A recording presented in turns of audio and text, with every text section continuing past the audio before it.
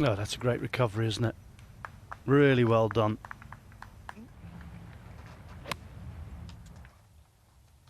Just a wedge, not a long par 4 this one. No, pin's in the back right though, so difficult to find. I was about to... Very quickly about his business once he got into the ball, wasn't he? Just lined it up from behind, and as soon as he got in behind it, pulled the trigger. It's got to be the biggest difference in age between a player and a caddy, 20 and 71. 51 years apart. He doesn't look 71 though, Dave, does he? He certainly doesn't. One of the very best caddies on tour. 36 wins, I think, with various different players.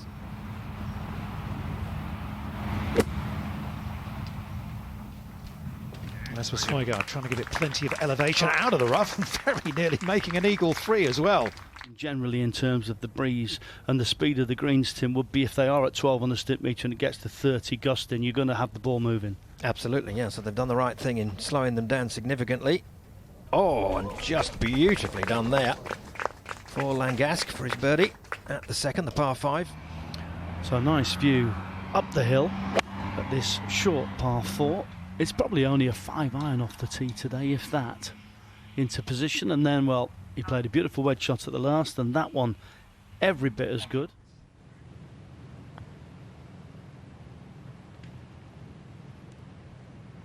Brilliant. Really good, isn't it, from Matt Kuchar? Never mind the chip now or the tee shot. Put me down for a 3.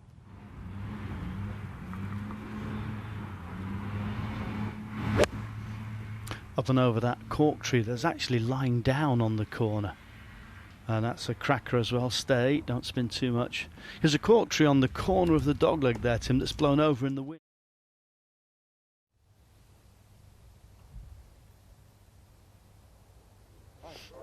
No distracting Foxy, is there, with the leaves blowing. 2 birdies, just that one drop shot, as I said. 1 under already, trying to get to 2. Oh, nicely done. Super. Yes, it's a complicated... I did ask him in an interview recently how it would be said in his home country and how he'd like it said, and he pronounced it in his own country something like Aubert, but then he said, call me Aberg, it's simpler. And that is very simple, isn't it, from Jorge Campillo. Chance to go 3 under through 7. Easy game, isn't it? That the players have to deal with. McKibben here with a more straightforward one at 12. After playing to the left of this pin, giving himself plenty of green to work with, and he'll only give himself 8 out of 10 for that one, I think. 8th hole, the par 3, come up a little shy on the bank of the bunker by the look of it, down the grip of the club. Trying to negate the fact the ball's that far above his feet. I have to say he's played that pretty well in the circumstances. Remarkable scoring in these conditions, and the golf course isn't a challenging golf.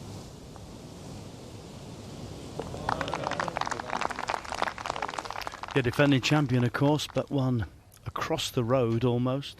Well, we haven't seen Eduardo Molinari yet today. We've seen plenty of his brother, and here's a birdie chance for one of the other vice-captains and the number cruncher behind the European team. There's evidence of the putting we talked about earlier on. I mean, you know what? The freedom it must be giving him. I did have a little chat with him in Switzerland, and yeah, the way he played it and the fact that it was that awkward a stance meant it was plugged. So we're going to give that 9.9 out of 10. You won't get much better than that today, Tim, will you? That was brilliant. Buried, I reckon.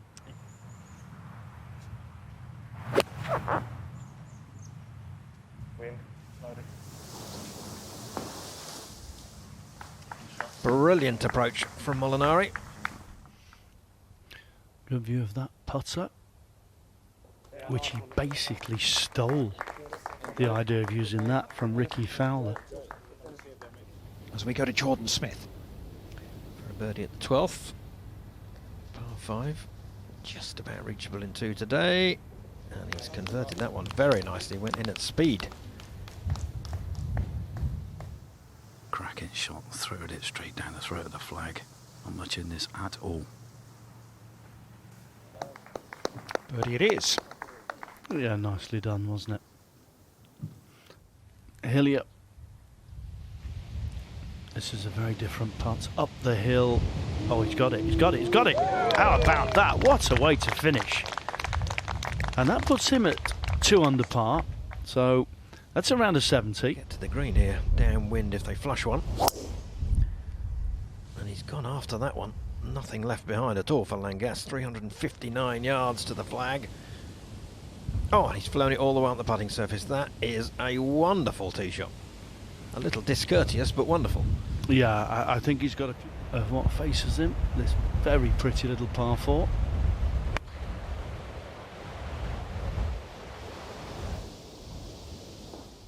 Yeah, super.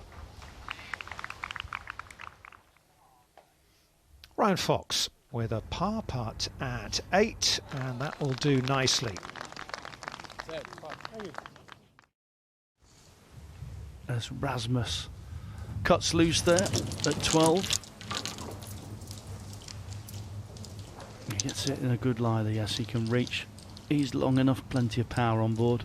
Tiring physically, Tim, you know, playing in that wind, battling the wind, battling the hills. Certainly you could. You were a magician around the greens at times. Much as I hate to say it. Well, much as he tells you. No, That's a great par but from you can Molinari. say it again if you want. I enjoyed that, Tim. Thank you. I suppose I could counter it with you needed to be, but I won't. I won't.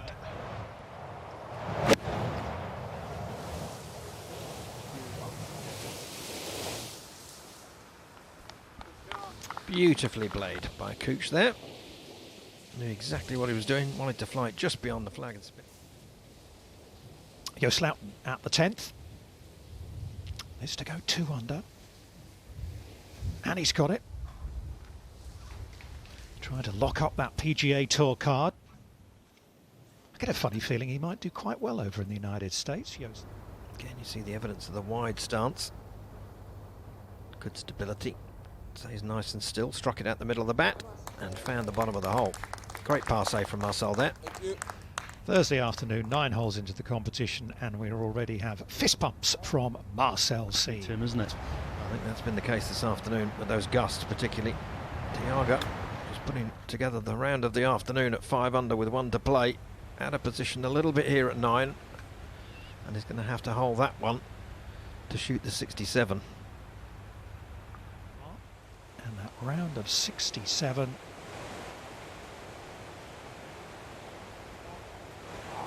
Very nearly for Louis Diago. Just his second bogey of the day, and it's an excellent start, to be honest, especially in these conditions. Campillo in the right rough at 15. Flag cut relatively close to the front. Difficult to control it out of this rough. Seen players go over long left and down in the swale. Oh, and he's flown it straight at the flag. That is a quality approach from Jorge Campillo. Incredible shot to bring it to a standstill out of the rough that quickly. It was a high quality one, wasn't it? This for a birdie. Oh, and again we see frustration on the greens. It's so difficult putting in these conditions, particularly those sort of inside 10. Good view there for the greens. It's just slightly above you from when you're playing your second shot from the fairway. And is it getting there? No. Yeah, that's how the game of golf makes you feel sometimes, but this is a talented young man, and that is a beautiful opening round of golf from Nick Backham.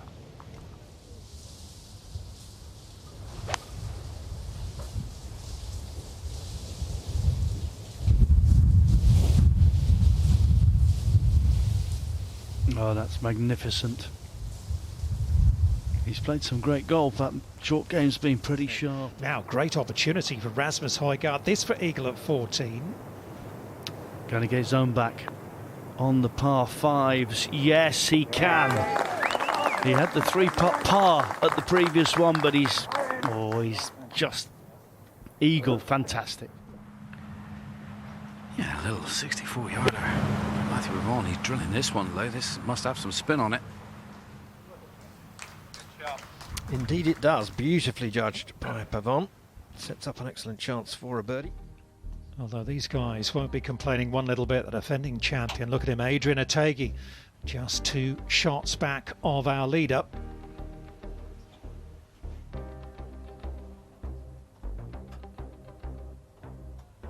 James, that's Sure. a brilliant 64 to start your week. How happy are you with that round? I'm happier now coming in the rain, the wind as it started to pick up on the last hole there, but no, very happy. And you kind of knew the draw was going to be that way a little bit, and we got more holes in this morning with no wind than I thought we were going to get in, so you had to make hay while the sun was shining, and I kind of did that.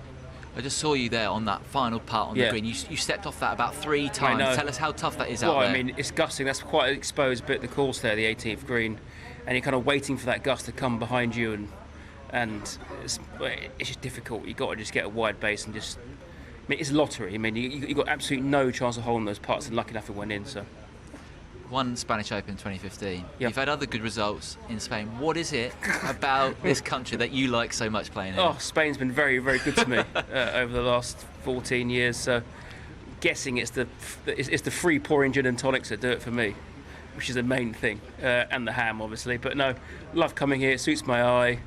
Most courses are inherently aren't as long as we play on the tour, so a bit more of a positional sort of golf courses, and they kind of suit my eye. Brilliant day. Good luck tomorrow. Thanks, Josh. Thank you, mate. To watch another DP World Tour video, click here, and to subscribe, click here.